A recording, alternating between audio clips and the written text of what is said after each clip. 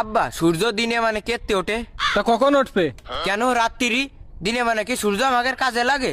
কেন কাজে লাগে না কেন? দিনে মানে তো এমনি আলো থাকে, রাত্রি তো আলো থাকে না, তাহলে রাত্রি উঠলে ভালো হয় না? আব্বা আর একটা কথা, আবার কি কথা? এই যে মানসি কয় আমার ইজ্জত চলে গেল, তা ইজ্জতটা চলে যায় কনে যায়? আব্বা এ কথা নাই, বাদ দিলাম, আর একটা কথা আছে। কয়া এই যে কাজী সাহেব মানসির বিয়ে পড়ায়, কাজী সাহেবের বিয়েটা পড়ায় কিটা? আব্বা আরো কিছু কবি? হ্যাঁ আব্বা। তা কয়া। আব্বা এই যে মানসি জন্মদিন পালন করে, তা জন্ম রাত পালন করে না কেন? যারা রাত্রি রইলো তারা তো জন্ম রাত পালন করতে পারতো। ও আব্বা। তুই কি থামবি মনি? না আব্বা। তাহলে কয়া।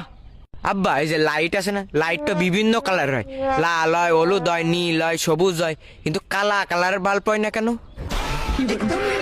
মনে তুই আমার সামনে তো সর নাই, কিন্তু তোর এই ঠান্ডা পানির মধ্যে ফেলাই দিবা নে। আব্বা পানিতে ফেলানোর আগে আর একটা প্রশ্নের উত্তর দাও। আমার কি প্রশ্ন? আব্বা জিলেপি যদি একা বেকা নয় যদি সোজা হইতো, তাহলে জিলেপির নাম কি হইতো? আর আব্বা এই যে শিয়াল মুরগি ধরে, এই মুরগি এই যে আমরা রাইন্দে খাই, তা শিয়াল কাঁচা খাই কেন? আর আব্বা এই থাম। না থামবো না। তাহলে কয়া। বিষে যদি মিয়াত না থাকে, ওই বিষ খেলে কি মানুষ মরিয়ে যায়? আব্বা এটা শেষ কথা, এই যে আমরা চোখ দিয়ে সবকিছু দেখতে পারি, কিন্তু চোখের ভিতর কিছু গিলি এটা দেখতে পারি না কেন?